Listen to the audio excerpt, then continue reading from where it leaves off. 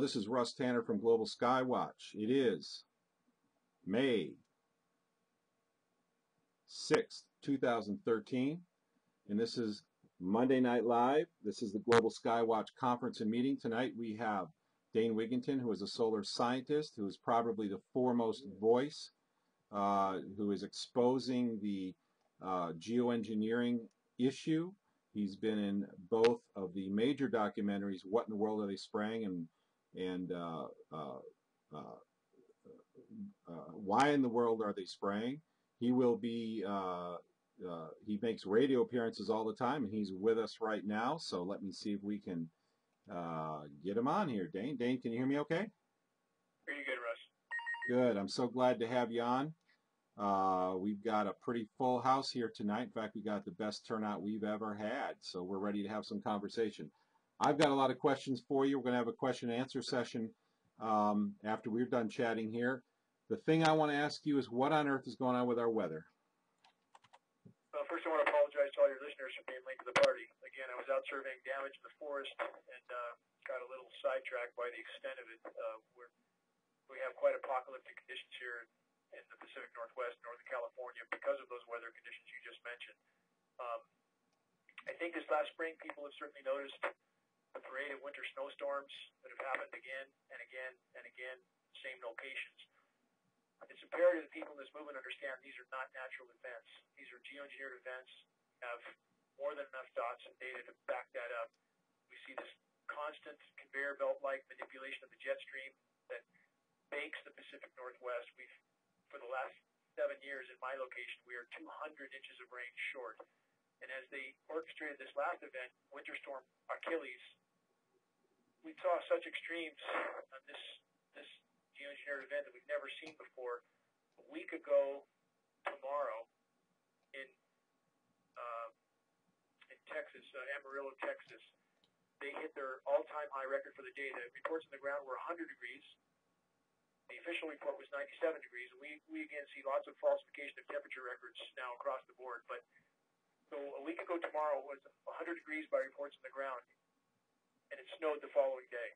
So we're seeing extremes never before noted, and again, it's wreaking havoc on the climate system, Russ. Now we've talked about these weather extremes going up and down. We've got a lot of people. In fact, this is the biggest turnout we've ever had. We've got a great turnout tonight, which is wonderful. I'm so glad to see this growing. Do you want to give people an overview of geoengineering for the new people who are listening? We've got a tremendous number of new people who have joined our group in the last few weeks. What is geoengineering all about for the new people a lot of new people who want to know what this is and why it's happening? Can you give us an introduction? Yeah, again, the term geoengineering, aka chemtrails, the layman's term for what we see happening in the skies, but this is weather modification on a global scale. In fact, these programs are so large and so all-encompassing that all other weather modification programs that go on a smaller regional basis are they're negated by the scope and scale of the global geoengineering programs. And these programs involve a number of aspects. You have the saturation of the atmosphere with various chemical and metal particulates. And there appear to be various purposes and objectives with this saturation. In conjunction with the saturation, which ionizes the atmosphere, makes the atmosphere more conductive, we have the HAARP facilities, High Frequency Active Auroral Research Program. These are ionosphere heaters. Many have heard of the HAARP facilities. There's not just one or two or three. We believe there's at least 18 around the globe, possibly with 3 more being built in Antarctica right now. And once the atmosphere is saturated with these particulates, and then you add the ionosphere heaters, the entire weather system globally is virtually being thwarted. There is no natural weather at this point, and we really don't know what sort of climate conditions we would have necessarily if these programs were brought to a halt. I mean, they desperately need to be brought to a halt because the saturation of the atmosphere is thwarting the hydrological cycle. It's totally disrupting the rain cycle. Again, we have the artificially nucleated snowstorms, which I just mentioned. You can't go from 100 degrees to snow in one day without a whole lot of help. This includes jet stream manipulation with the HAARP facilities, and we are not guessing at this. We have monitoring sources for this signal, and we can see where the signal is most intense, and that's what steers the jet stream. So then you add artificial ice nucleation, which is a chemical nucleation process. They can turn what should have been rain into snow and drop the temperatures of these storm systems by this artificial chemical nucleation. This isn't sci-fi. This is hard science fact. And an example I use often, Russ, is the chemical first aid kit with the ice pack, that you can mix the chemicals together to form ice. And that's quite simply, this technology's been there for a long time. We have patents to back this up. So right now they're manipulating almost all of Earth's natural weather systems. And this is, if we were to look at the geoengineering excuse for doing this to try to slow runaway climate change, and the planet is definitely warming, and this is not about Al Gore, we can talk about that later, but if you look at their approach to this, it's a pharmaceutical cure for planet Earth that's exponentially worse than the ailment. And quite simply, if they don't stop geoengineering, and soon, I think our horizon looks about as dim as it could get. So it's important we all work together toward this task. All right, so you're talking about they're able to turn water into snow, rain into snow at a much higher temperature, and that's a chemical process that's been around for a long time. Correct. And the weather disseminating agencies are trying desperately. Their task, and they're all owned at the very top, it appears, by the Rothschilds and or other parts of the global elite complex. Rothschilds in particular are ownership of Weather Channel, Weather Central, Weather Underground. And it was imperative that they own these agencies, otherwise there would be great discrepancy in trying to explain away these events. And they have new terms. For example, the Weather Channel, they call it heavy, wet snow. And the artificially nucleated snow is heavy, wet snow because it's not natural. The moisture content is far in excess of anything natural. So this snow is very adhesive, sticks to trees, power line structures, collapses, all the above. Hugely detrimental to the forest. Again, the damage I was just surveying before I was late to the party, again, I apologize, was from December 21st of last year. We had about 15 inches of this artificial snow. I alluded to this in one of my articles because it was very surreal. This cotton candy-like snow is coming down, and it's 40 degrees plus.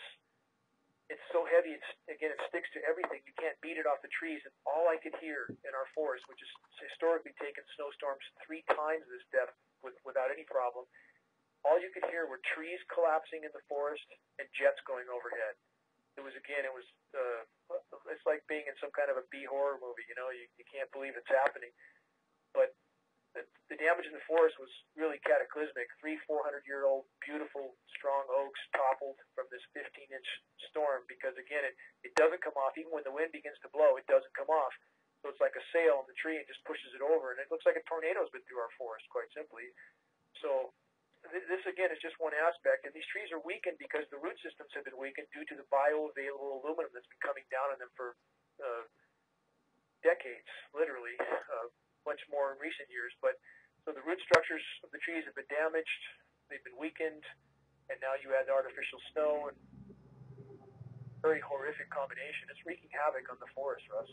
I've heard, I'm getting so much feedback from people who are telling me about the strange things they're seeing. You're talking about the snow that has the chemical that makes it freeze at a higher temperature.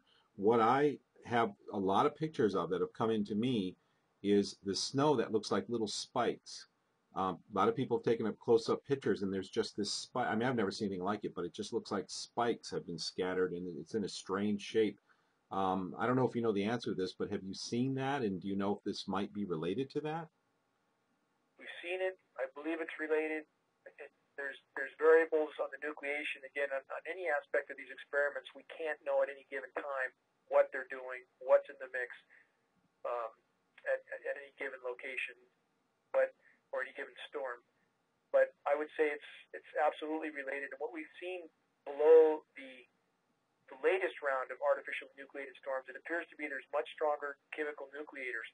We saw in ponds, about 15 that we looked at in our area, after this heavy storm I mentioned, ice formed on these ponds. Now the temperature only got down to maybe 31 or 30 degrees for 1 or 2 nights, which is not that cold, much warmer during the daytime, but yet 5 inches of ice formed on these ponds.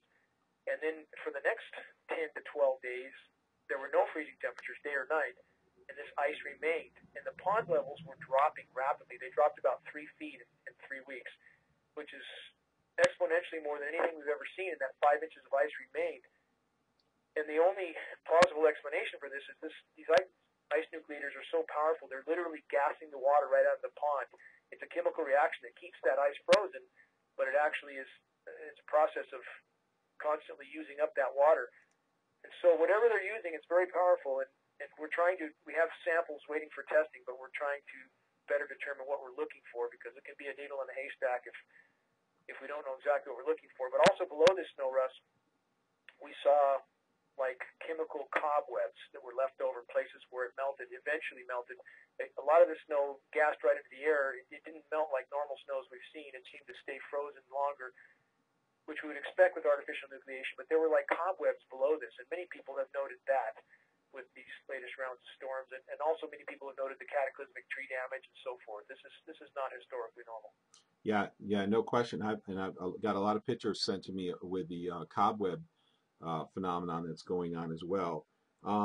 Everybody's wondering, what is the point? What are they doing making these snowstorms? In short, what do you think that's all about?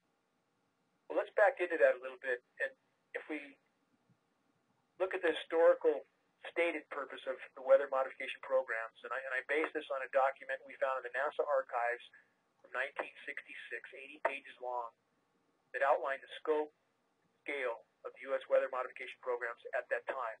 It had budgets in the hundreds of millions of dollars, very advanced already, so much so that in 1968, Vietnam, I mentioned this before, but they were so successful in creating rain over the Ho Chi Minh Trail that in 1976, the UN forbid weather modification in wartime. So there was clearly military strategic purposes. And ultimately, all of this comes down to power and control, whether we're talking about military strategic purposes or manipulation for multinational corporations, as we see an example that we believe happened in Australia, where whole regions were droughted out so horrifically that towns and farms and everything in those regions were sold for pennies on the dollar to multinational corporations, then the rain returned. And in a very simplistic sense, this is like the 1850s rancher that blocks the stream somewhere above and droughts out the guy downstream and takes his land. And we believe that is one aspect of these programs as well. So as this has gone on and been escalated over the decades, consequences occur. Damage is happening. And those in power are always too arrogant to take note of that damage. And now, I believe we have been painted so far into a corner, these programs have done so much damage, cataclysmic damage to the globe's climate system, that now I believe the power structure is truly in a panic. They realize they have released things they cannot stop, they cannot put back, climate feedback loops. And again, people need to separate the baby from the bathwater here. This is not about Al Gore, it's not about carbon credits, both of which are scams and scamsters, but it's about real damage, documented damage that's been done. And now with the artificially nucleated storms, back to your original question, several purposes for that right now. I believe the stated purpose would be to create more albedo for the planet. That's reflectivity. So as the planet warms and more of the ice is melted around the globe, more and more of that sunlight is absorbed by the planet. It's a feedback loop. So that could be one of their motives, to try to create more albedo. Now, I'm not trying to say these programs are benign in any sense. There's nothing benevolent about them. These programs are cataclysmic from bottom to top. But that's one purpose, to create perhaps more albedo. Two, and probably a bigger purpose, to create the illusion of winter when the planet is in full-blown meltdown.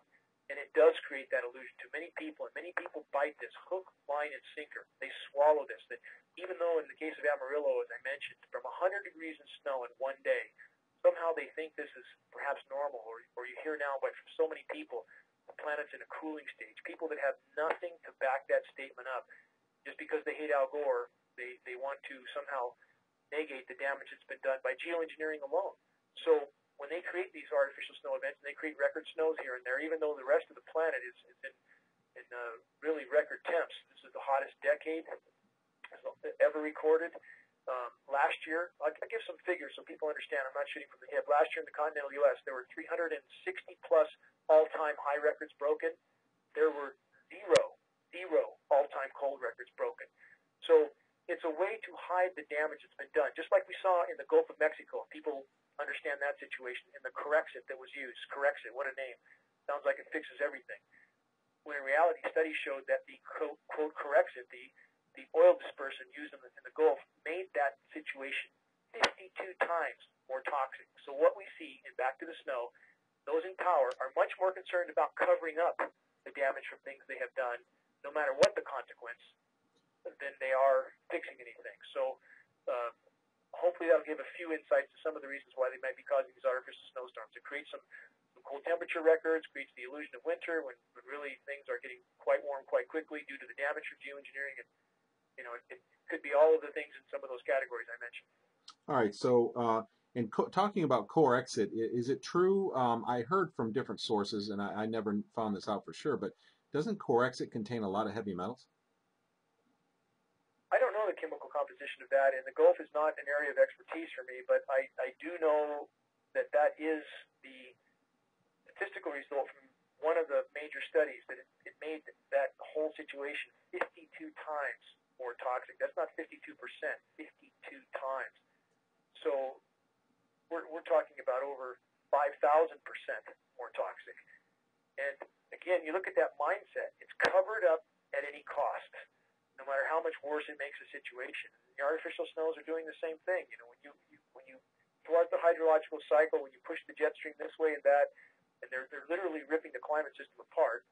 And it's being done on so many levels for so many purposes that, again, at this point we have no natural weather left. And at some point, you keep kicking the bull in the backside. At some point, we're all going to get the horns. And I think that point is very, very close. And as I mentioned earlier, all available data indicates that they have indeed released methane mass expulsion in the Arctic. I think we've touched on that before, but the data is getting increasingly worse since our last conference call. When the methane mass expulsion appeared to have been triggered in earnest in December of 2010, that winter and the following winter, 2010, 2011, 2011, 2012, there was a significant slowdown in this expulsion because of the refreezing of the Arctic in the winter months. In January 2013, this slowdown did not occur. In fact, it's increasing. And this is what we would expect. It's a feedback mechanism. So the more methane releases, the more that hits the atmosphere, the more warming occurs. No matter how much they try to hide it, it starts to feed on itself. It starts to warm the seawater. The Arctic ice is, in fact, imploding. We will probably have an ice-free Arctic this year or next. Nobody's reporting on this. It's not going to be ice-free in 2100, 2070, 2050. We are there, and the media is desperately trying to hide this. They're trying to hide the fact that our ozone layer has been ripped apart. That's why the sun feels so hot on everybody's face. And the climate systems are literally imploding as we speak. Geoengineering is fueling that fire. And that's why this issue is so incredibly dire. And it's imperative that all of us help to expose this. So it's coming at us from every angle, Russ. Yeah, I know we talked about the methane releases in some detail in the last the video that we made, or the conference we had that did get turned into a video by John. Thank you for doing that, John. And it ended up going viral, and a lot of people ended up seeing it. And the methane releases are causing a feedback loop, which is creating more heat, which is creating more methane, and it seems like it's kind of like a positive feedback cycle that's just getting worse and worse. I've had a lot of people contact me and say they do feel what you mentioned. You said they feel the sun getting hot. It just feels hotter. It feels hotter when you go out there. Is this, and also the destruction of the ozone layer, is there a road to recovery right now, or are we past the point of no return? We're past the point of return to a planet that resembled what we've known. I believe all available data supports that. And we have paleo events that also would give a strong baseline for that statement. The Pedum event 55 million years ago, Paleocene, Eocene thermal maximum, methane mass expulsion. We had temperatures in the tropics, terrestrial temperatures of 140 plus degrees. ocean temperatures 105 plus. So you had a huge dead zone around the center of the planet. I believe that's where we're heading. If geoengineering does not stop, we are headed to something much worse. And again, any notion, this is how simple it should be for people to understand. For those in power, think of the incredible insanity of trying to put thousands of jets in the air a day, dumping toxic metal and chemicals into the air, and then nuking that with these radio frequency signals from the ionosphere heaters, and thinking that could possibly do any good. I mean, it's insanity of the first order. And on the methane, now we have Project Lucy. People can look this up. I hope everything I say people investigate. Project Lucy is the latest from the AMIC group, the Arctic Methane Emergency Group of scientists that are correctly stating the global catastrophe that's now unfolding in the Arctic, but then request emergency wartime scale geoengineering as if it hasn't already been going on for 6+ decades and doing horrific harm. So again, one has to sift the baby out with the bathwater. These guys are completely off the rails for thinking geoengineering is going to help. We already know it's hurting horrifically, but their Project Lucy, back to that, their latest proposal is to take these ionosphere heaters, these global, extremely high power radio frequency transmitters, 2.7 billion watts in the case of HAARP, and nuking the atmosphere with opposing frequencies with completely unknown results in a very desperate and completely destructive attempt to try to degrade that methane. No idea what the consequences will be. And I believe they're doing this already. We've been seeing very, very anomalous bullseyes appearing on radars, and we believe that they are perhaps actively engaged in this program right now. Again, Project Lucy, which is to nuke the atmosphere with ionosphere heaters in a desperate attempt to degrade that methane. And they're so desperate because, for people that don't understand what CH4 does, that's methane in the atmosphere, it's 100 times plus more potent to greenhouse gas than CO2 over the short run, over 10 years. At a 100-year mark, it's 20 times more potent still. So it's like covering the planet with a layer of glass. And it is happening right now. And the only thing really creating the semblance of cooler temps is when they artificially nucleate, they divert the jet stream, they can cool large air masses and create these extreme fluctuations, lower some of the temperatures, lower some of the records. But overall, all of the satellite imagery shows clearly atmospheric saturation with methane. This event will pick up momentum as we go. And if they don't stop spraying, stop the geoengineering, allow the planet to respond, we're in real trouble. All right, so it appears that they're really attempting to deliberately deceive the American public, or the global public, I should say, everybody, and keep the guard down, keep people as unaware of this as absolutely possible. Of course, the media is ignoring this altogether, which is just unbelievable. You mentioned you're a solar scientist. You mentioned destruction of the ozone layer. I mean, do we know how far gone that is, and what's going to happen when it's gone?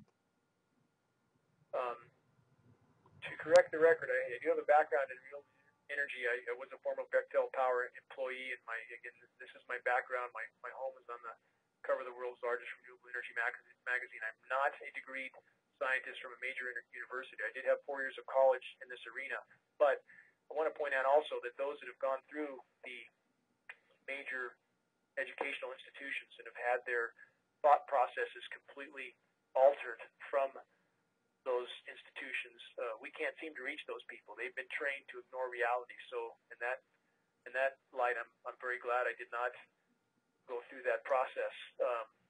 It would not have furthered my education or my ability to address this issue. But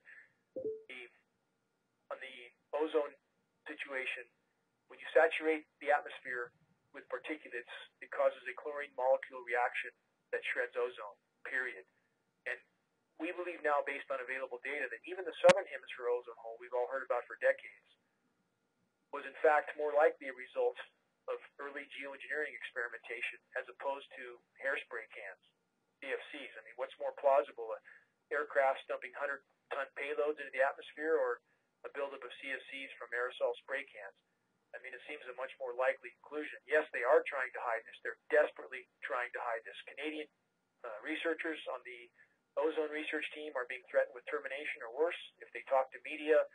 And one of the reasons, of course, is not to panic the herd. If people understood the gravity of what's happening right now on the planet, the implications to food supplies, to coastal habitation, there would be a panic.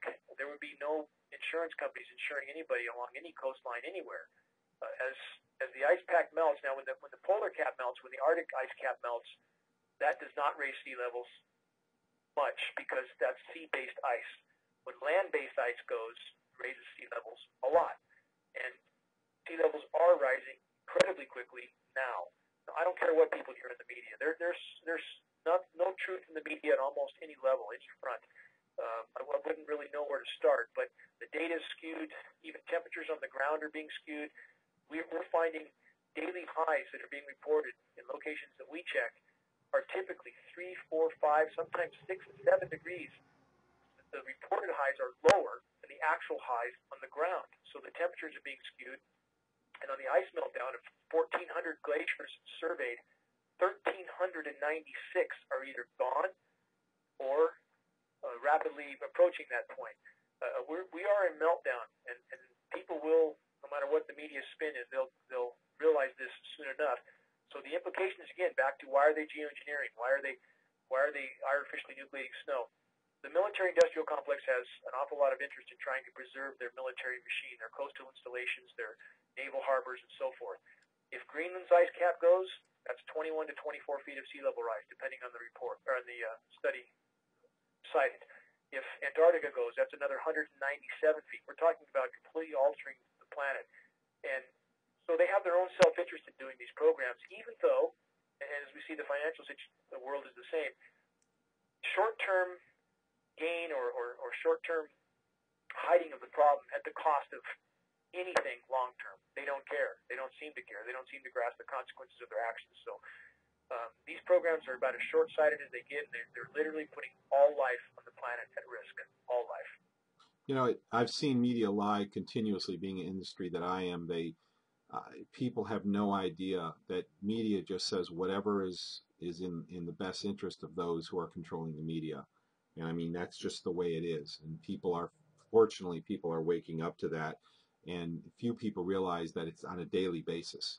When I worked I was a volunteer for a political organization years ago, and we had people on the ground working events. We had the media lying about those events on a daily basis.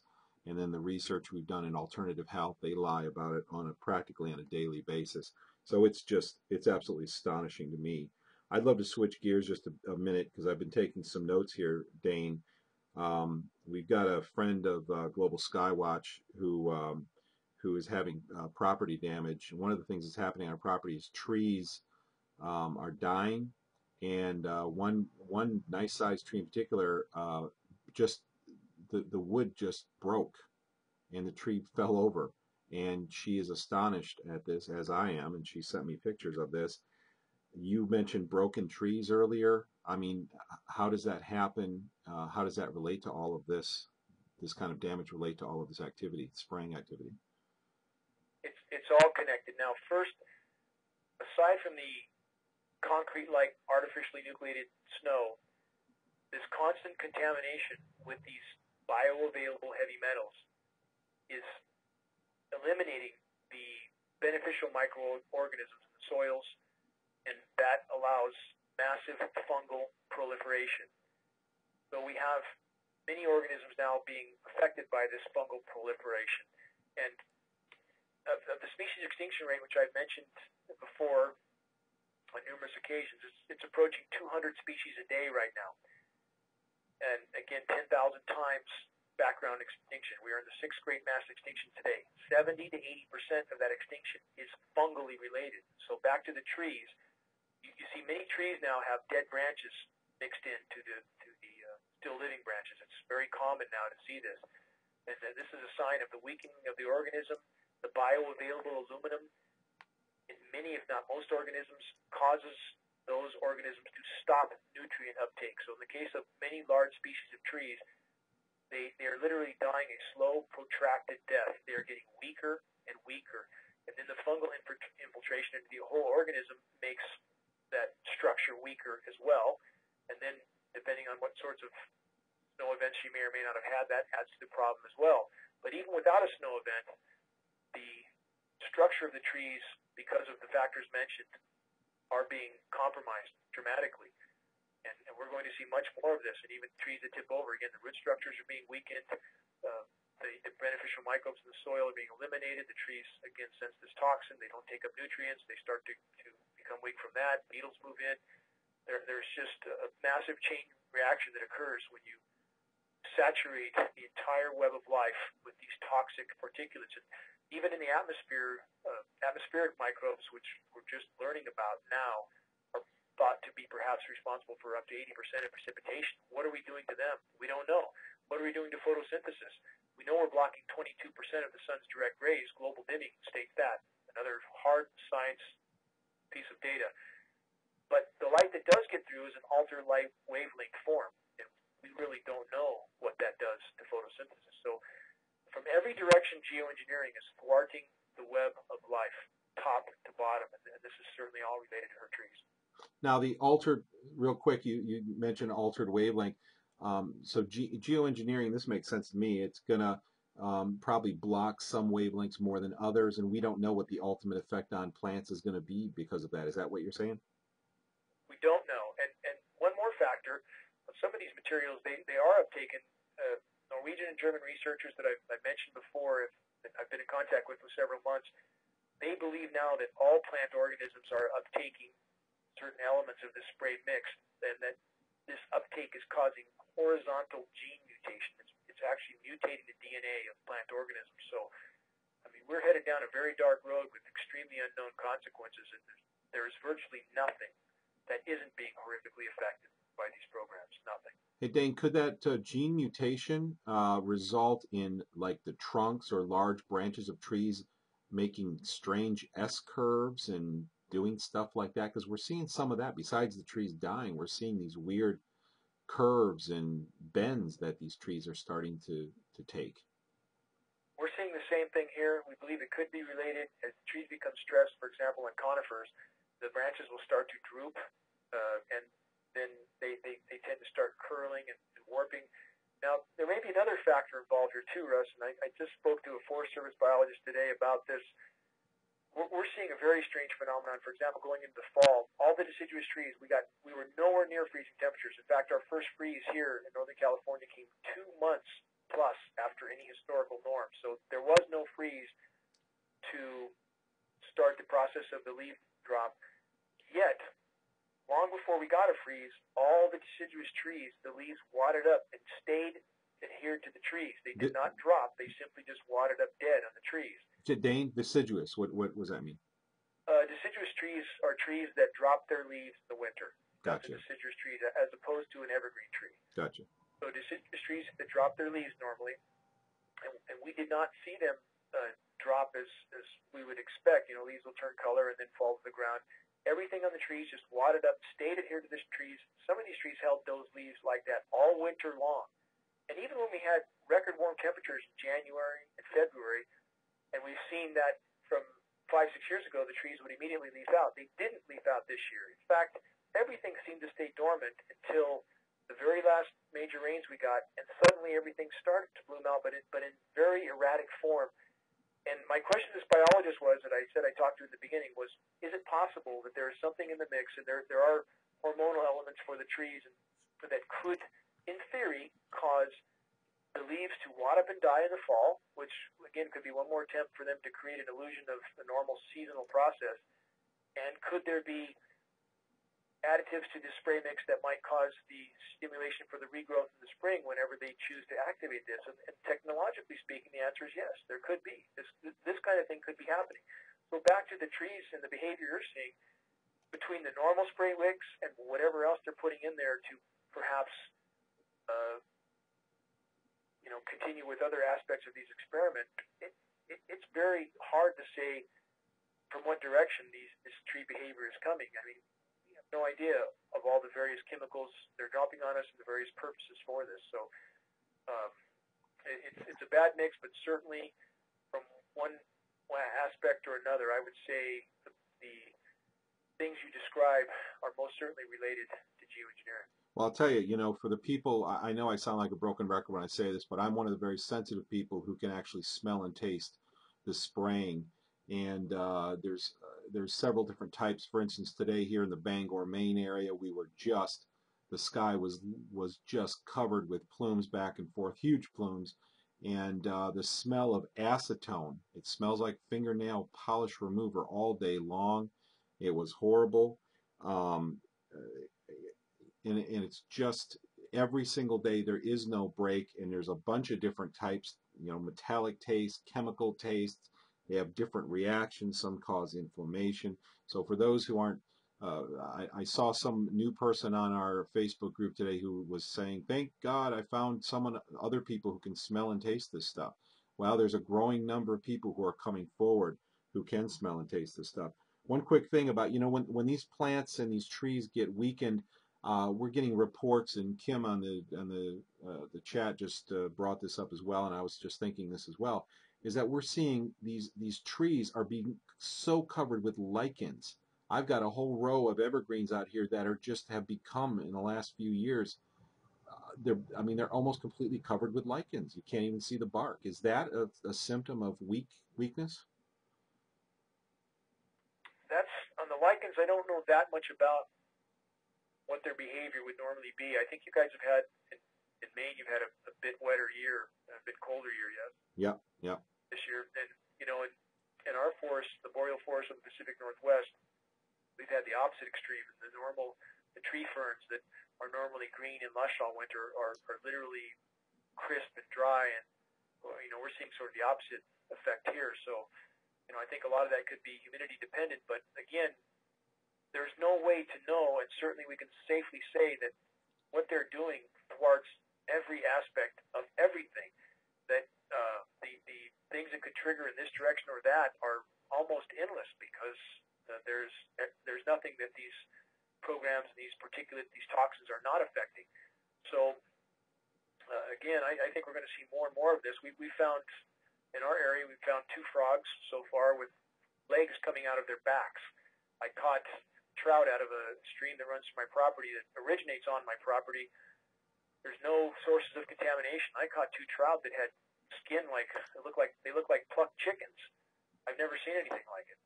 We have no idea what's happening. And, again, I think the power structure's panicked. I think they're willing to do anything to try to hide the situation a little bit longer, and whatever other nefarious aspects there are of this on their agenda, we can all speculate at it. Certainly they know this is making people sick. They know it's bioaccumulative in our systems, and a sick population doesn't tend to be able to protest much. These all might be agenda items as well. But in addition to this, I do believe there is, as I said, a panic in the power structure, that now we are on a very short time horizon. Give clarity to that with the methane issue. This is not a centuries-long event as it unfolds, or a decades-long event. This is unfolding with incredible speed. And as this methane migrates, it's called methane hydrate. Again, to explain to people how this happens, Bermuda Triangle, that's methane release. These fields, once the temperature changes enough, whole fields release at once. That's why the ships sink. It's methane release. Right. So let me just be clear, make sure everybody's clear with that. The methane bubbles come up from under the water, and the water loses its buoyancy, and a ship will sink. Is that what you're saying? A ship would lose its buoyancy. Yes, water would aerate like a bottle of champagne, and this is why ships go to the bottom perfectly intact. But these fields are small in comparison with the East Siberian Shelf of the Arctic, which is releasing now. And the last data we had from that site was in 2010 from a Russian research vessel that noted they were seeing plumes of methane from the seafloor a kilometer wide, and they were seeing thousands of these plumes. The ocean was literally boiling. So as this methane migrates to the surface of the ocean, it also acidifies the ocean. The oceans are acidifying at absolutely unprecedented speed right now.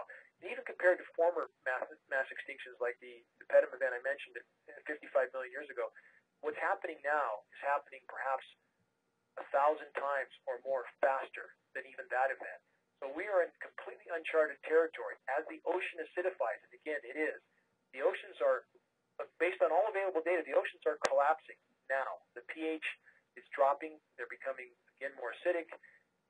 We have fish stocks crashing, and the gravity of that can't be overstated because all this leads back to global oxygen content. The boreal forests are the terrestrial lungs of the planet. And as we stated, the boreal forests are dying. The tree mortality that we've talked about. We're seeing some mortality. I saw a report from Alaska that said 30% of their boreal forest is now dead. So the boreal forests, which are the northern latitude forests, Siberia, Pacific Northwest, those forests are dying. They're not producing oxygen as they should. And the ocean is also in the process of collapsing right now. We have global plankton stocks about 50% less than they should be. And those are the oxygen producers of the ocean. So the ocean is the largest single production of oxygen on the planet. The boreal forest second. So because they're both in such sharp decline, global oxygen content is now also plummeting. And these are things that it should be headline news on every media station. But what do we see? They pluck some murder drama out of a hat and work on that for weeks at a time, or the Boston issue, which certainly has an odor to it for something not being right as well. And they'll just obscure the house burning down around us. They don't talk about anything that is truly cataclysmic. It's all an effort to hide it from us. This is Russ Tanner from GlobalSkywatch.com, and we're talking with Dane Wigington. He is talking about geoengineering and chemtrails. If you want to listen on our live stream, you can go to globalskywatch.com/live. You can also call into our console and ask questions there. Our console number is 559-726-1300.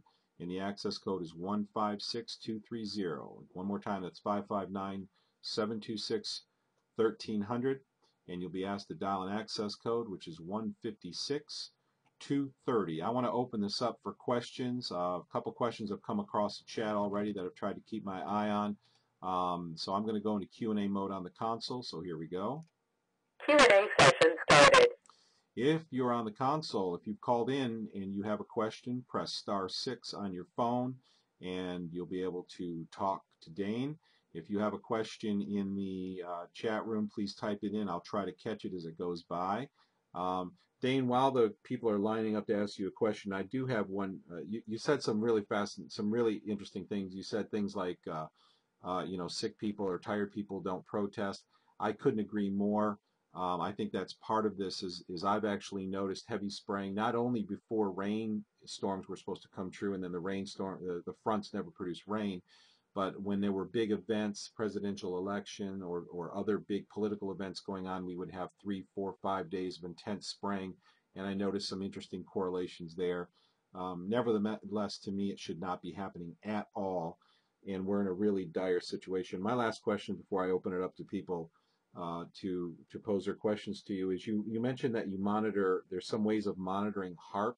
I'm real interested in the technical aspect of that. Do you know anything about the technical aspect of how you monitor HAARP? Because I hear a hum that comes and goes, and it is so loud, and other people are hearing this as well, and it's not in my house. I've gone up the street, I've driven into Bangor, and it just covers a whole wide area.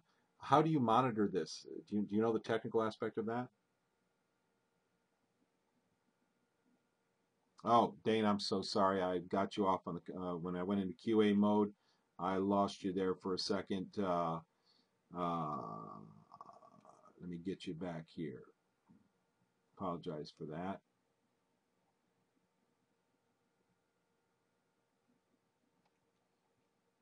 Okay, just bear with me a sec here. Okay, Dane, go ahead. Yeah, I'm back now.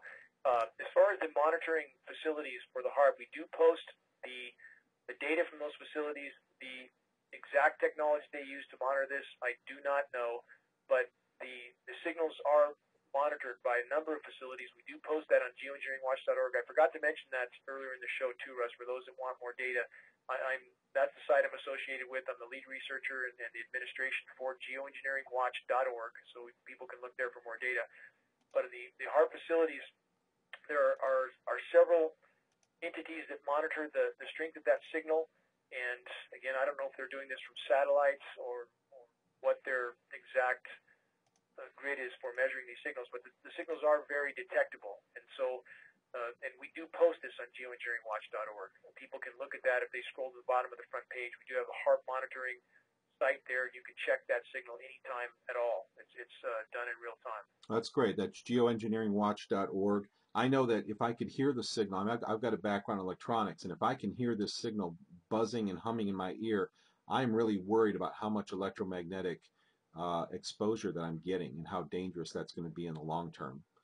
You know? In fact, in the last 3 days, twice on Weather Channel in live dissemination, right on their radar, their precipitation radar, huge, perhaps 600-mile wide bullseye rings surface, incredibly obvious, and the meteorologist, which is really just a paid actor in the play at this point to try to hide this issue, but they pretend they don't see this huge several ringed donut that appears right in the middle of a precipitation event, clearly being exposed to these signals. So yeah, we should be worried about them, Russ, and the intensity that they are using to manipulate some of these storms has to be horrific for our bodies. And as Will Thomas documented in an article that we posted some time back, the absorption of these particulates by our bodies make our bodies more conductive, and that makes our bodies much more susceptible to these radio frequency signals from cell phones, cell towers, smart meters, and the HAARP facility. So it's all a very, very bad cycle from every direction. That's right. It's a very good point. The more metal you have in you, the more you're going to be susceptible to any kind of RF, whether it's from a cell phone or a smart meter or from HAARP itself.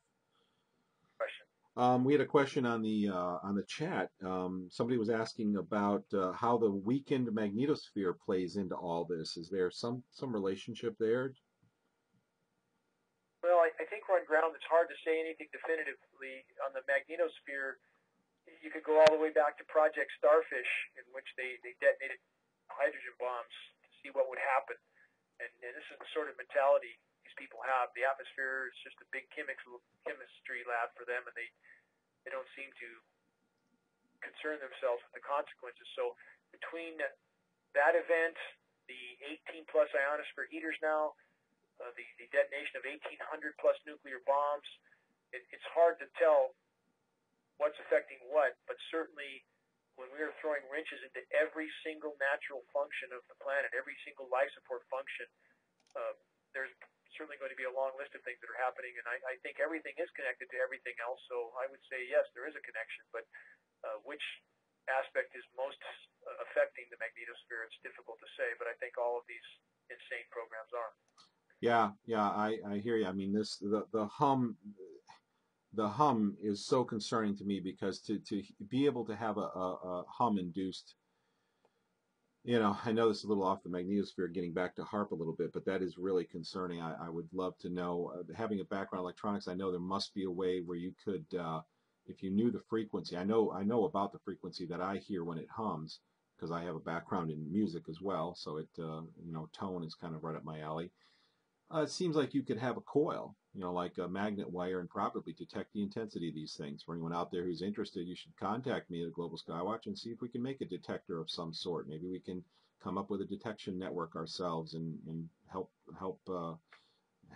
decode all this stuff. Okay, we've got a caller. Are you on there, caller? Yes, Russ. It's Michelle in Kansas. Thanks for being on the call, Dane. Always value what you have to say. And I just would like to know, are you or all of us that are trying to, are we making any strides towards getting this stopped?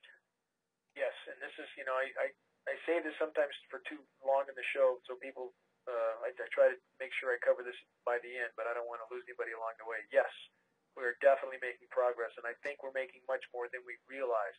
I've had I've had 4 scientists from major universities contact me in the last 3+ months. Stanford, Harvard, and Duke are 3 of those 4. Some of these universities are involved with geoengineering research, and of course that research is paid for by grants. The whole system is run by ultimately printed, fed money.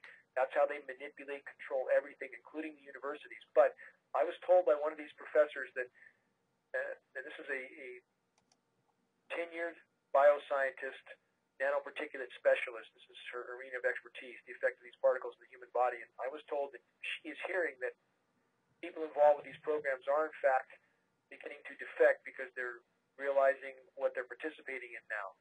And I think that on a bigger level, on Geoengineering Watch, we've had several 100,000 military visitors on the site, and we can monitor when stuff's coming from the U.S. government and U.S. military, and we hope they're looking. We want them to look. We want them to understand that whatever the scientists are telling them, that the damage is horrific and holds literally all life in the balance. And it takes time for this information to really filter in and reach the people involved with these programs that can actually stop it. We're never going to stop this head on. We're never going to stop it by passing some legislation or, coming through the front door. It's not going to happen.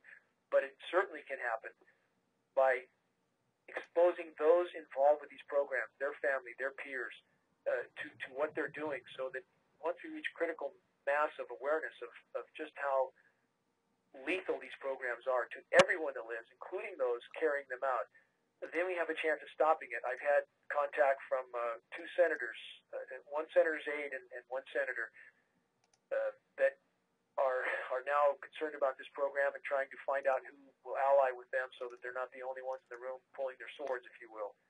We have huge awareness in the West Coast here that the Tea Party, for one, is completely on this issue now, and really they're very organized and they're helping tremendously to get the word out. So yes, there is some very big strides being made, and I think that picks up momentum as we go. It really appears to be getting exponential. So I think we're getting quite close to critical mass, and the events I mentioned earlier, like the methane mass expulsion, like the ozone situation, and the horrific climate fluctuation situation, people are wondering. People who don't have a clue about this are wondering what the hell is wrong.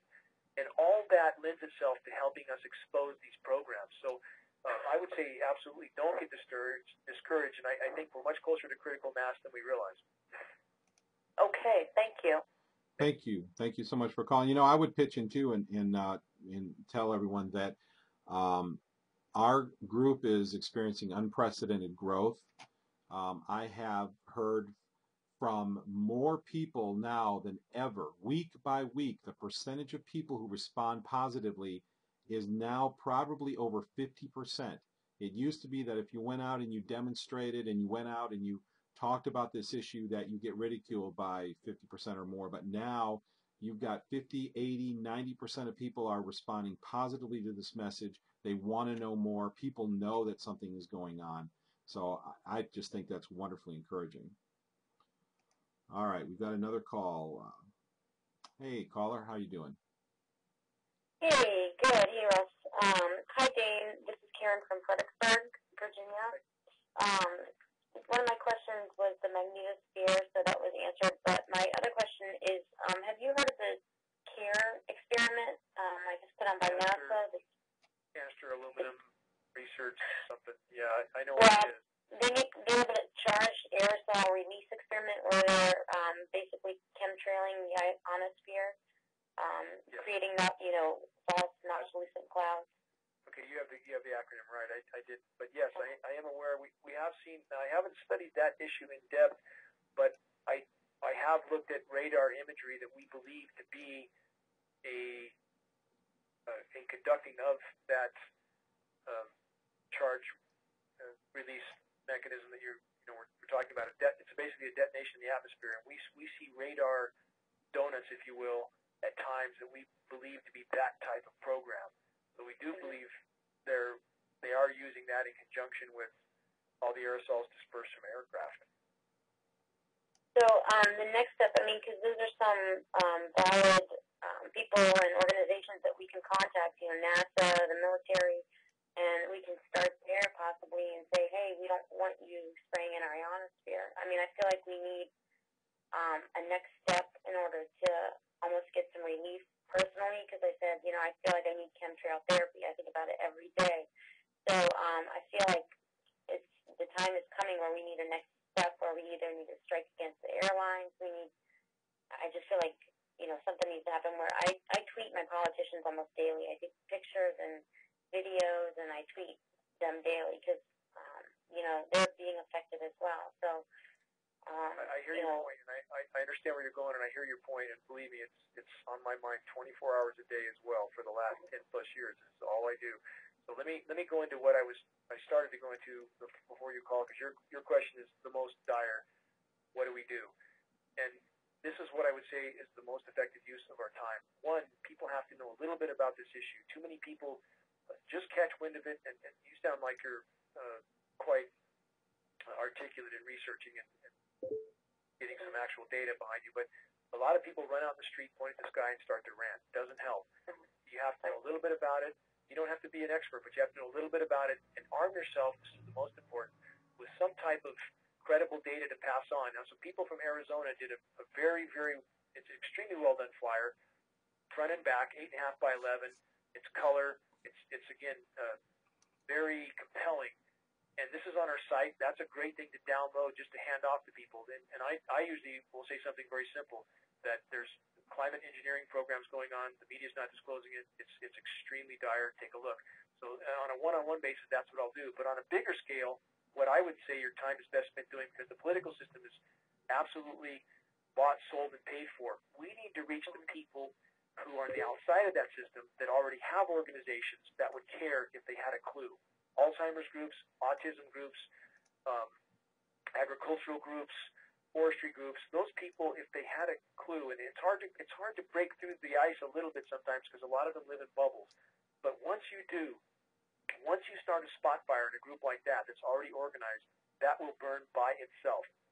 And that's something you can do from your home computer, or find these groups in your given region. Send them some credible data. Have others send them credible data so they know it's not just you. And focus on the major groups. And now that we have statistics from 3 or 4 weeks ago, autism is now up 10,000% since 1975. 1 in 50 children now has autism. We believe that the cognitive function of the rest of our kids is not what it would have been or should have been without these programs. So that's a crisis, and those groups can be reached. Alzheimer's now, according to the same studies from 4+ weeks ago. Now 1 in 3 seniors dies with Alzheimer's and or dementia. It doesn't mean they died of those ailments, but they died with them. So we have virtual epidemics on our hands. We know now, I spent some time at Stanford with one of these scientists I mentioned recently, and now they are conclusively connecting aluminum exposure with type 2 diabetes and obesity.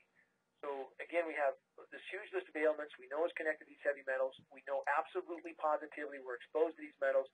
If your case is presented properly to some of these groups, you'll start spot fires. And that does the best good. Marching around on a street with a sign, and I'm not saying you would do that, but and I'm not condemning people to do that. Everything helps. But if you tactfully launch flaming arrows to targeted groups, and you do it in a very effective way, that can start spot fires everywhere. And as we start these spot fires, if all of us were doing this from our own home computers and really becoming efficient at mailing out this credible data, all those fires will start to grow and eventually merge into one giant blaze they can't put out. And that's I believe, how we can do this. And once we are able to bring such awareness to the surface, again, we're back to the point where those conducting these programs realize what they're a part of, because I absolutely believe the vast majority don't realize it now. They're just doing their job. They're told it's something benevolent for the planet. If we raise awareness to that point, I think a lot of the dominoes will fall into place on their own. Excellent. Thank you. Yeah, thank you so much for calling. All right. Welcome, caller. How are you doing tonight? Are you there? Can you hear me, Russ? Yep, can hear you. Yeah, Dan in Rochester. Hey, how are you doing, Dan? How you doing? Hi, Dane. Pleasure to have you here. Thank you. Pleasure to talk to you. Just a couple quick points, and then I have a question for you. You were talking about the ozone and how it's depleting, and I'm outside an awful lot. I do a lot of work. I live in the woods. Bought 20 acres here about 5 years ago, and I definitely have noticed for a long time. I'm 53. I've been around like real dark blue skies that we used to have 50 years ago, whatever, 40 years, whatever. And anyway, it's interesting when if you research about ozone depletion and that kind of thing. There's an awful lot of material on it, and I've been through all the decades of scare tactics, whatever, about ozone is depleting, and they change the refrigerant and all those types of things. It's pretty interesting how that whole thing went on. I think you have to follow the money there, no different than any other aspect of whatever you're studying, kind of thing. But anyway, I didn't hear you say anything about the rockets that NASA would send up. I read quite a bit of material about how the shuttles, for example, would cause massive holes in the ozone when they took off, and it would take a while for the holes to heal themselves, and it was because the ozone had been depleted by a certain amount at that time. And so even though it healed the hole, the thickness of the layer around the Earth had been decreased at that point.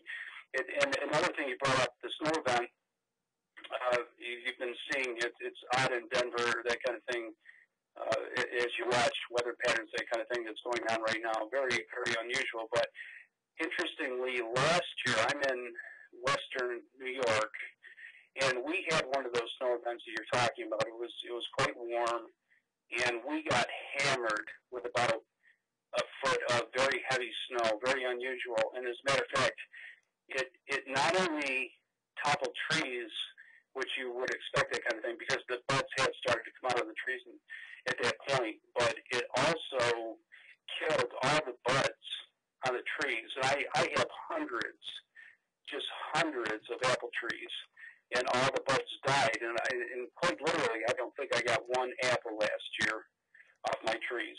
I mean, it's that insane. You were talking about the gene mutation as well, affecting the bees, the honeybees, and plants and whatever. And just recently, I've been studying some stuff about how GMO is having the same kind of effect on humans. It's pretty horrifying when you start studying about how DNA is being altered within humans, not just plants and bugs or whatever. But anyway, the main question I had actually is, I read a few sources not too long ago, and I'm quite alarmed, as we all should be. But one of the things I'd read about a military application of the types of stuff that we're talking about with the aluminum, I think especially filtering down from the sky, right? We look up and we see spray lines, and it's almost as though we see them as far as the chemicals are up in the air. They're not here yet. And yet I can drive to work any given morning. Actually, the planes start coming, and everybody else can attest to this, right? You get to work, and all of a sudden everybody starts coughing, gets sick, and they're all stuffed up and whatever. And no doubt it's related to the spraying that we're talking about.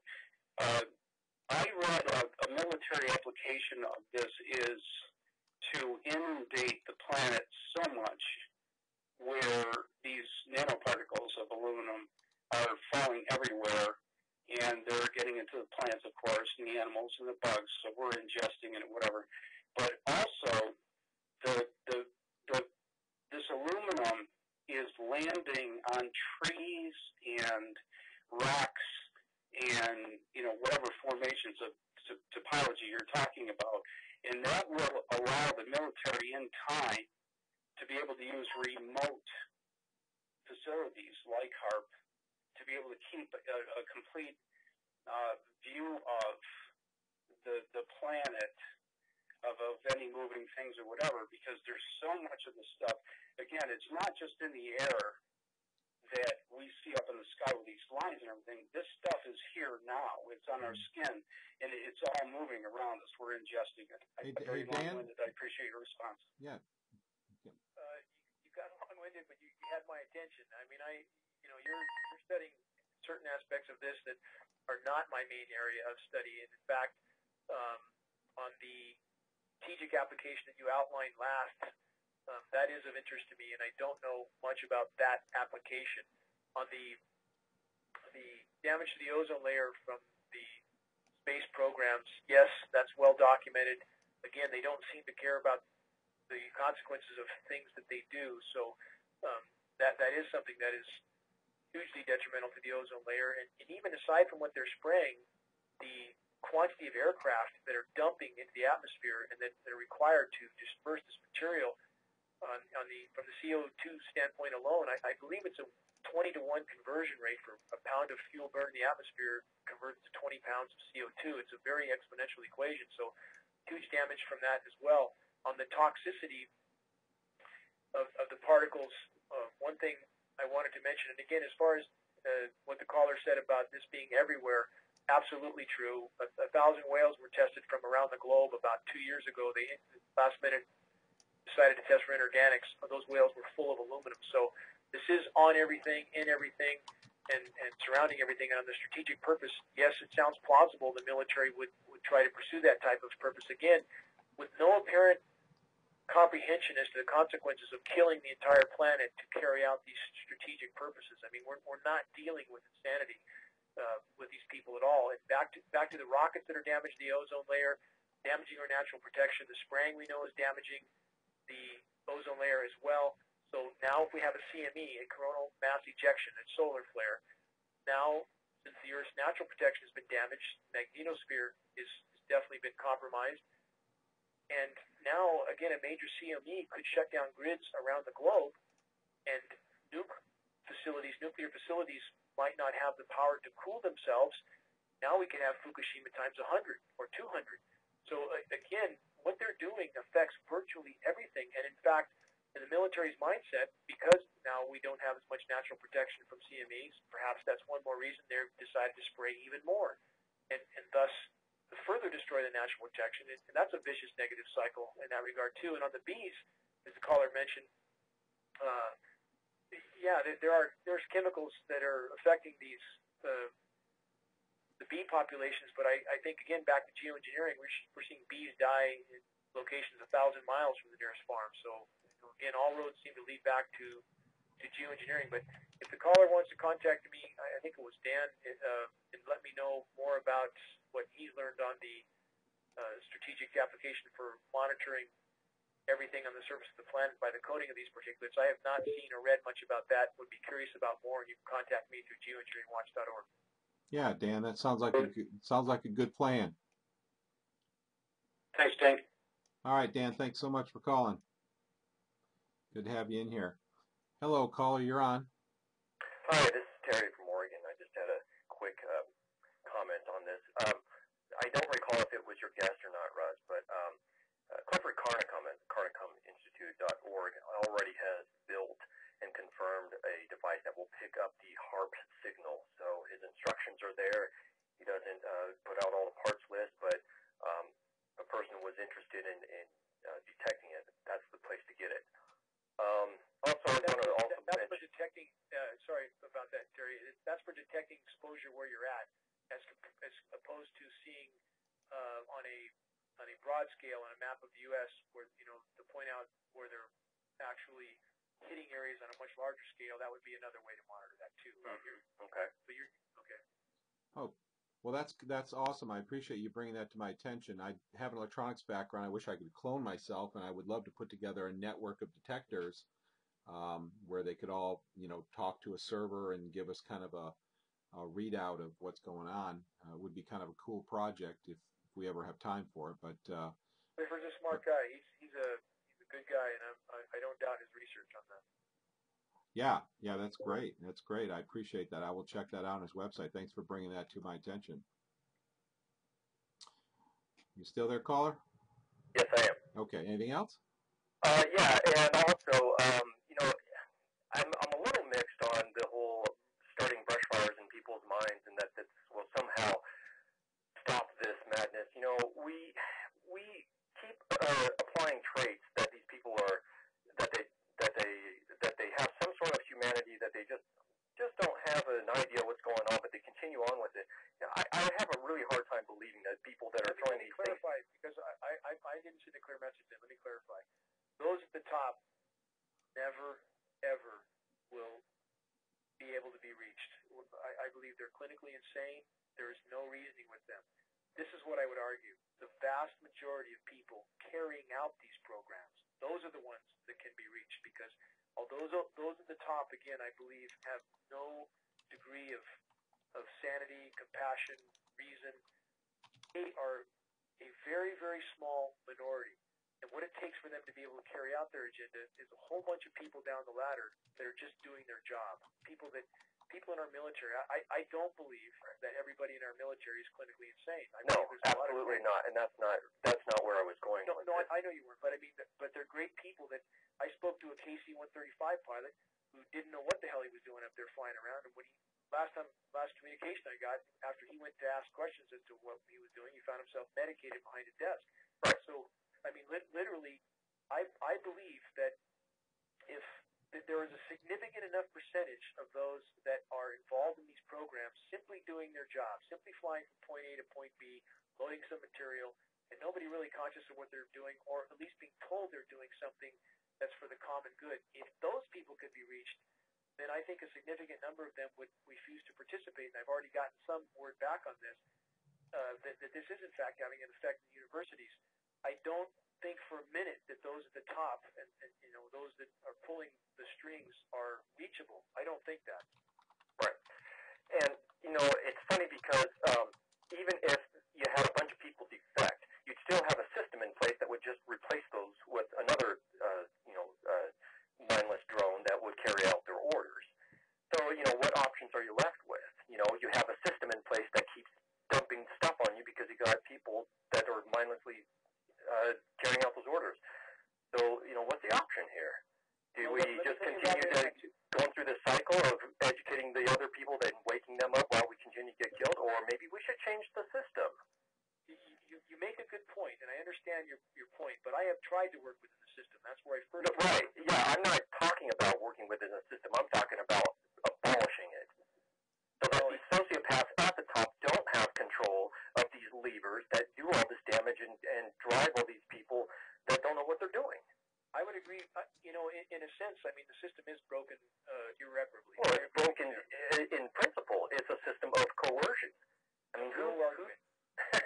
So I have no argument with that. You're exactly right. Just when I hear, I'm sorry if I sound offensive. No, you don't. I really, I respect what you're doing. But I'm not sure that, waking up folks is going to solve this problem. As long as you have the system in place, you'll just replace another person in that position.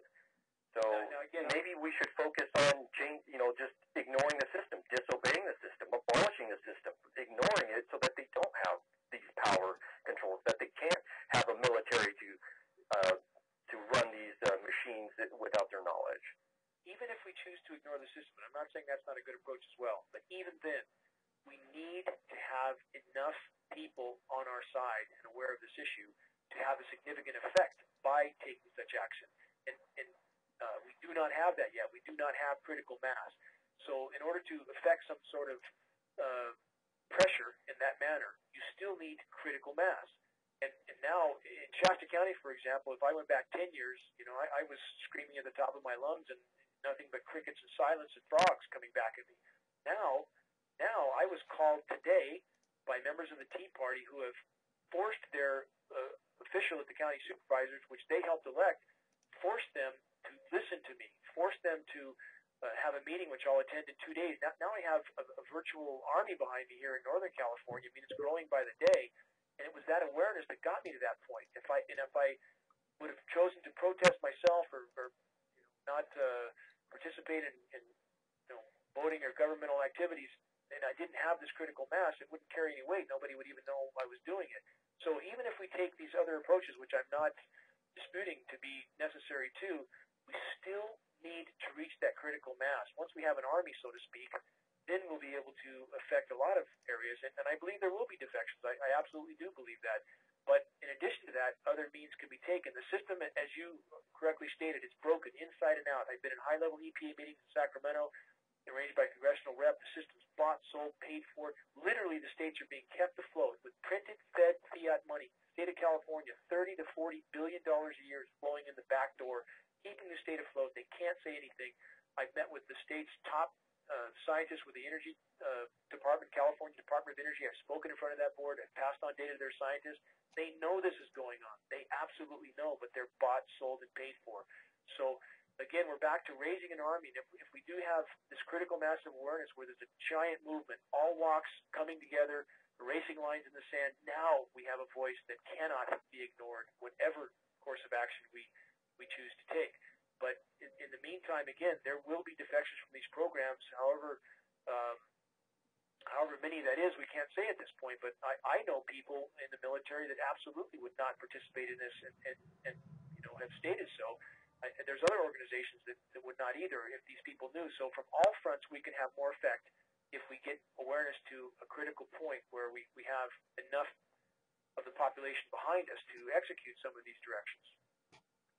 Well, I certainly like the word execute in there. Thanks for your response. Hey, thank you for your points, and we'll have to evaluate our attack as we go. But again, whatever course of action we take, or courses of action, we still need to raise awareness to get it above board where it cannot be ignored any longer. And people do care. I don't care what their political stripe. Once they know that Granny's Alzheimer's and little Johnny's autism came from this, and that everything in their life is being toxified, every breath they take is laden with these materials, I don't care what their background is. Most people care because most people have enough sanity left to care. And we need to reach the larger population because too many people, as of this point, don't yet know about this issue. We have to fix that. We have to remedy that aspect of this issue before we can really take the next step. And that's where we're at right now. All right. Anything else? Thanks, guys. All right. Yeah. Thank you. Thank you. Thank you. Appreciate the call. Yeah, that's part of the thing that we're really working on at globalskywatch.com is we created the geoengineering.com website, which is very small, very simple to navigate. It contains what in the world are they spraying? Next questioner. Why in the world are they spraying? And it contains those in a very easy to navigate way so that new people can be introduced to this subject. Also, of course, geoengineeringwatch.org is probably the premier site. Lots of traffic. They have a large repository of tests there that you can use and share with people. But raising public awareness, I agree. We've got to have that critical mass so that we can. And I think on that point, Russ, too, again, we're not talking about an issue of minor gravity here. And if we truly could raise that awareness and people understood that their lives back depend on stopping these programs, I think we wouldn't have so much apathy. I think when people truly get the gravity of this, and I've already seen it happen with very diverse groups, they drop what they're doing and they focus on this issue because they realize this is the house burning down, and all other issues are again maintaining the art while this house is burning down. They understand the priority of it, and if we could reach that point, and I know to the caller who just called in, and I certainly respect what he was saying, and I understand that frustration, and I've rolled over it myself, but I know NOAA scientists who know this is going on, Fish and Game scientists, U.S. Forest Service scientists, USDA scientists. If we could simply, and they're all panicked. These people are panicked, and I guarantee you they would panic the population if they said what they really think. And if we could just simply provide enough cover, enough awareness for them to come out of the shadows, the dam would break from 100 different directions. It's not. Yeah. There will be a breaking point where this awareness will flood from every corner because people know what's going on. Meteorologists know what's going on. We were told by a mainstream meteorologist they're being brought into rooms and told that they cannot touch this subject. Really? This is the biggest elephant in the room right now, and so many people know in so many corners, academia, environmental waste. I was called into Northern California environmental waste, shown tests from the Sacramento River packed full of aluminum. These people have not yet come out of the shadows. But drinking water for Southern California. I mean, once this is out and once this can't be hidden any longer, people will foam at the mouth, and I think you'll see action that you never expected. Truly. Yeah. Oh, I totally agree with you, and I think that we're at the point now. If you've ever seen those classroom experiments with children where they draw like red and blue or 2 + 2 = 5 on the chalkboard, and it takes a while for the first child to conjure up the courage to say, no, that's not right. But once you have those first few people stepping out with courage, then there's an avalanche of people coming forward and saying, that isn't right. I knew that all along, and all participating. And we're kind of at that point where now with the demonstrations that we're having in San Francisco and in so many other states, and Australia is doing a phenomenal job. Every month they're having a large number of demonstrations all over. It's incredible what they're doing there. That now we're having enough people come out where there's, I believe we're getting to that point. So that Elaborate on that too, Russ. A scientist from Stanford, and we'll be releasing interviews we did with her in the next few days, I think. She emailed 150 or so of her colleagues at universities around the globe, major universities, to sound the alarm on this issue. And this is what I'm saying. And there was responses that came back because I was CC'd on every single email. Responses from other researchers that said, we knew there was a contamination issue. We knew it was these metals. We didn't know where it was coming from. Now we do. And they're starting their own papers on this now, their own documentation of this. So I'm saying that this is an exponential equation that if we reach that critical mass, which you just accurately described, this issue will blow into the open. It will. And I think we're much nearer than we realize. I think you're right. People who are protesting are feeding back to me, telling me they're getting tremendous positive results. People are honking horns. People are beginning to approach them and say, what do you know about this? I've seen this. I've heard about it. Something's going on. So I think you're absolutely right. Hardest. What's that? The ranchers, the people that are being hit the hardest right now. If some guy works in an office in the city, he's not so affected by this, he doesn't think yet. But for example, in Northern California, we're reaching out. I've done 3 big PowerPoints to ranchers and farmers in several locations around the state in the last few weeks. These people are absolutely livid about these programs, affecting their farms, their animals, their pastures, everything. They're absolutely livid. And again, if we're constructive in the groups that we organize, people that are obviously being very directly and horrifically affected by these programs, if we all focused our energy on that and kept sending out these flaming arrows, they're going to catch. And these fires will burn their own, once these people know. And again, that's the way the few of us that are involved right now can, in the quickest manner, get this to the light of day. Absolutely. I've had that thought today. I mean, in the state of Maine, they focus on blueberries, tons of blueberry plants all over, and it would be great for us to get a group here to approach in a very professional way all the farmers up here and let them know about what's going on, because I'll bet you they're having problems. In fact, I know people who work in the blueberry fields, and they're like, oh, the production's horrible. Had a horrible year this year, they don't know why, it's just one of those years. And it's like, well, maybe it's not just one of those years. And maybe they have done soil tests and they've seen the acidity levels grow and they want to know the source. And as soon as we tell them, they may have a huge light bulb go off over their heads. But we need to let them know either way. We've got a caller on. Caller, go ahead. Are you there, caller? Russ? Yeah. Is it me? It is you. It is me! Oh, okay. Dane, thank you so much. This is Ann, and I live on the Oregon coast, and believe me, you talk about the point of the arrow, this is exactly where we get it the worst. And interestingly enough, it has changed dramatically in talking to people. In the last week, of the 10 people I brought this subject up with, only one said, oh, I'm going to have to think about this. I really don't know. The others literally hounded me for material and websites, and it was sort of like shock. But that is not my question. Here's the question, and it's very different. It's very different from what has been asked before. I saw because almost every day I post satellite images of what's happening off the coast. And they're very dramatic off the northwest coast. As you know, I'm on the central coast of Oregon. So not that much different from where you are. And a year ago, last fall, I saw a speeding brilliant silver orb going up. It was at sunset. There was no mistaking that it had its own light because the light was from below. And it was about the size of a basketball, and it was speeding upward.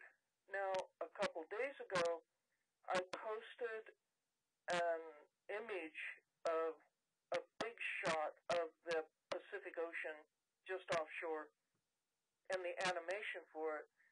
And lo and behold, there was a silver orb flying southward not too far from where the camera would have been picking this up. And in various photographs online, there are now beginning, and I'm a photographer. I can do photography any time of the day. So I look at these photos, and every once in a while you see the silver orb being caught. Sometimes they're gold, but almost always they're silver.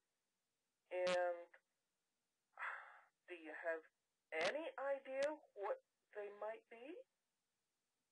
I don't. You know, cosmologically, I would only say this, that based on the most recent data that I think I saw, in our galaxy alone, there's thought to be 500 million stony planets in the Goldilocks zone, now the habitable zone. I would say it would be unlikely that there's nobody out there. I can't imagine there isn't somebody else out there. Beyond that, I can't speak to that particular phenomenon because I haven't witnessed it, but I'm not doubting what you're seeing. And I would believe logically if there was some other extraterrestrial force or presence here that, in my mind, any life form that could survive its own success across the galaxy and get here and watch us would be benevolent in nature. That's my feeling. And perhaps scratching their heads and wondering if there's any hope for our species. You're saying it might be a sensor. You see, I am a MUFON investigator. At least I was until I got kicked out of the organization.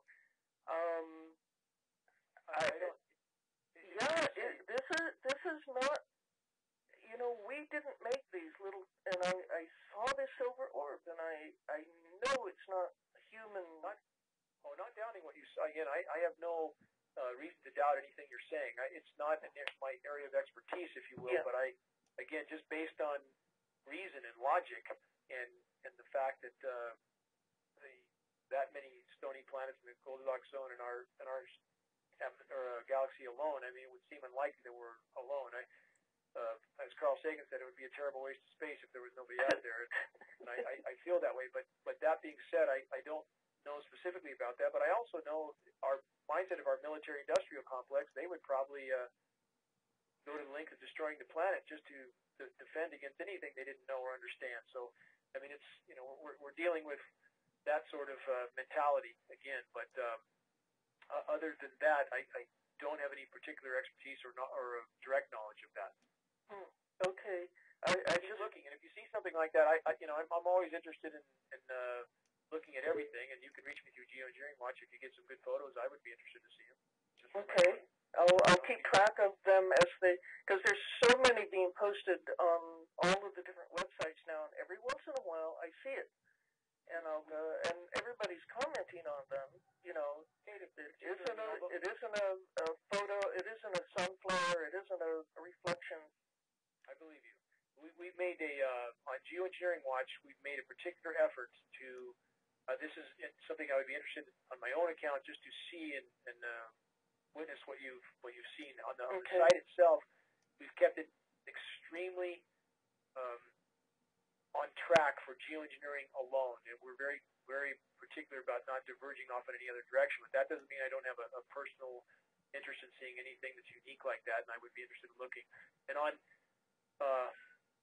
a general sense, articles that are released a lot, by there's people within the movement that I think on a different vein,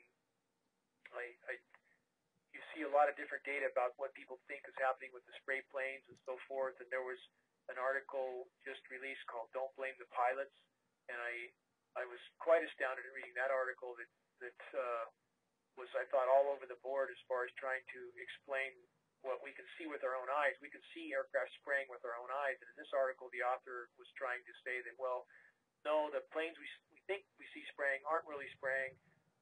There's some cedar planes that are spraying that we apparently can't see them spraying, but it's planes we think are spraying. I know this sounds very convoluted, but that's what this article was, are just passing through the material left from these cedar planes, and that when we see grid patterns, it's not really grid patterns being sprayed. It's actually the wind blowing around trails into these perfect forms. And I don't know. The point I'm getting at is on this issue, in order to reach people, we all need to take a little bit of time and research, and we all need to keep it on theme. And semantics, semantics are very, very important. I want to stress that to everybody listening. If you're introducing this issue to somebody, it's important to use the term geoengineering. Why? Because if someone Googles chemtrails, the first thing they come to is a massive definition that it's all a hoax. Mm-hmm. That's not by accident. That's the Wikipedia definition. If you Google geoengineering, first thing you come to is a lot of science, and people will see there's credibility to this. So it is important to keep this issue on theme to try to introduce to other people. But again, that being said, on a personal basis, I would be interested in looking at any unique photos that you have. Okay, I will do that. I will see what I can collect. Thank you very much. Okay. Thanks. Thank you so much.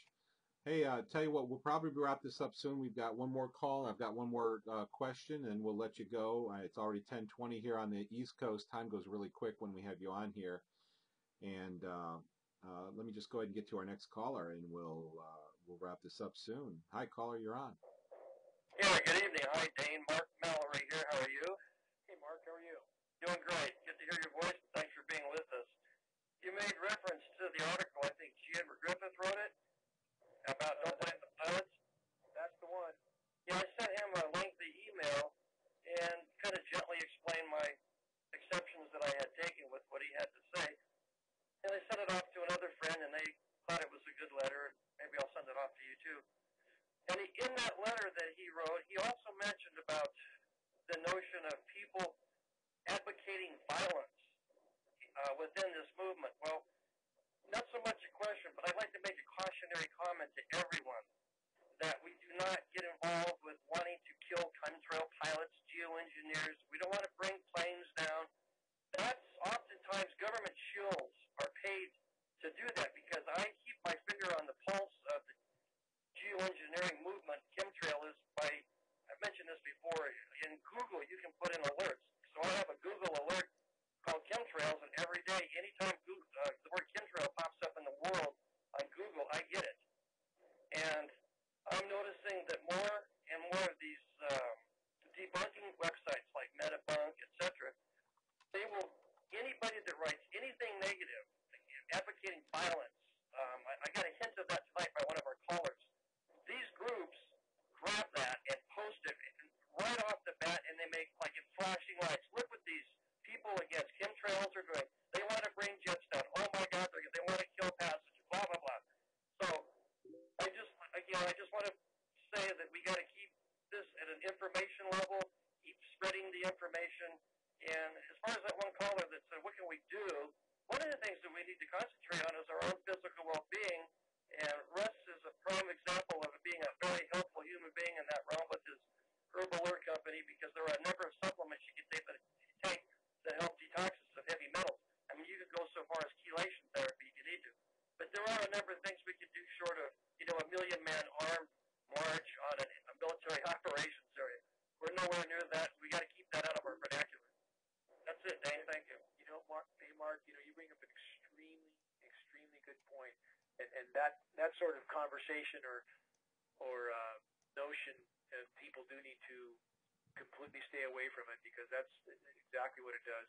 It undermines our issue and compromises our position radically. So this is something that can only be met by awareness, and that's in raising the awareness of this. As the one caller called in earlier too, that seemed frustrated as to she's calling government officials and feeling like nothing's getting done, nothing's happening. If we simply all focused on effectively raising that awareness, we would reach critical mass very soon. And for, again, people who are frustrated at the pace of this awareness, they can all help, and you do feel much better. It is therapy. That one gal said she needed chemtrail therapy. When you reach an organization and you land credible data in their lab, and you get a response, and you know that you have started a fire there, you have started a fire of awareness, that is damn good therapy. I know what that feels like. And if we all took this certain direction of raising awareness, again, I do believe that a lot of these pieces would fall into place, because this is just not some issue that some people might be concerned about. Everybody sane is concerned about this issue, and if we simply brought it to light, their concern is so great that this would not be able to be ignored. It would bring it to a head from an informational standpoint, as Mark alluded to. And I think if we could simply do that, we would find that we have won most of the battle just by bringing it to light. I really believe that the gravity of this issue with those that are carrying out and would refuse to at that point, I think we would make a lot more ground than people realize by simply bringing this to light. We need to reach that point first, no matter what. Yeah, I couldn't agree with you more. And one thing that gets under my skin is the debunkers. Well, it doesn't so much anymore. I've grown a thick skin, and we ignore them and delete them off the group. And we don't allow, if you don't believe in geoengineering, then you have no business in our group unless you're seeking information honestly. But one good example of how these people lie is actually on our very first phone call, Dane, you were our guest. And our console locked up so we couldn't mute anybody. And somebody was getting on and was saying, shoot him down. I want to, shoot him down. And we don't like that kind of talk. We don't want that. And you responded to them very diplomatically and let them know that that's not what we're about. That's not what we do. And we're all very frustrated. And you actually said the phrase, we know that we get frustrated. We get upset about this. We all feel that way. And you said that phrase, we all feel that way. And what these debunkers did, and I'm not even going to mention the websites because I don't want to give them any exposure. What the debunkers actually said, this is how they presented the conversation, that somebody said, we want to shoot them down. And then your response was, we all feel that way, which is a complete misrepresentation. That's not what you said that in response to. You said that in response to the frustration that we all feel. And that you would never... I know, I've met the people who run that site face to face. Yep. Really serious mental issues with the person that runs that site. I mean, I've talked to him face to face. You couldn't carry on a normal exchange and conversation. I mean, I think some serious therapy was needed there. These people, I think, are scared out of their mind of this issue, the reality of it, and the only way they know how to make themselves feel better is to try to somehow make other people believe it's not happening. So, and again, back to raising that awareness, as Mark alluded to, the article I was talking about was Griffin's article, and we have had a lot of problems from within this movement, Russ, from people who, I don't know where Ed got his conclusions. I truly don't. And Mark, I also posted an article about Ed's article today, and I'll have that posted tomorrow to express my frustration at that kind of muddying of the water with completely data that I feel is completely unsupported, and I will elaborate on that with the article when I release it. But it's imperative people pass out credible, verifiable data. That's why the flyers are so important. Again, people in Arizona did a great flyer. That's available. There's plenty of very well documented articles with sources of information. Pass on credible data. Have a clue what you're talking about, and you will be effective. Those seeds will sprout soon enough. As events unfold on the ground, the climate is completely lurching from side to side. Even those that are normally in a coma are starting to scratch their heads. This issue will gain amazing traction if we can just keep sowing the seeds with credible data right now. We'll make a lot of progress in a short time, and we're nearing critical mass. No question about it. No question about it. And we have over 5,500 people in our Facebook group right now.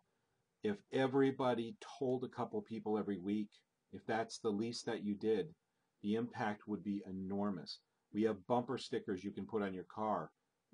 We can point you to people who have shirts, whatever it is, to get this issue out there, because people are really starting to wake up, and especially what Dane said about approaching the farmers, approaching the other people that would constitute fiery darts at these organizations that will help us once they learn about what's going on. Well, Dane, I'll tell you, it's been wonderful having you on here once again. Always love speaking with you. Please, Lexi actually brought up a point. You've got a project that we're working on here that's going to manifest soon. Do you want to publicize that at all, make any announcements now, or is that something you're going to save? Our show, Russ? Yeah.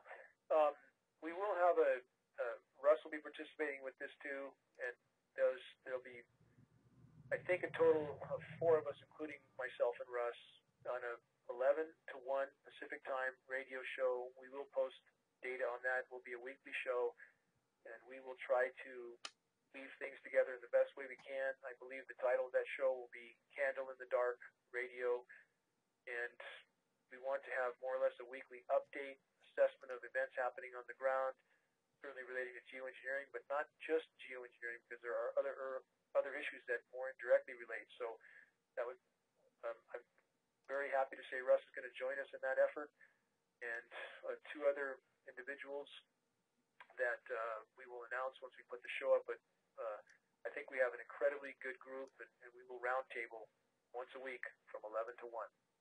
That's going to be great, and that's going to be starting soon. And I think we're going to have a big impact, and we're going to have quite an audience, and it's going to be great to have a place where people can access you too, Dane, in a pretty consistent way. That's going to be great. Do you want to go ahead and plug the website and any other statements you want to make before we close up?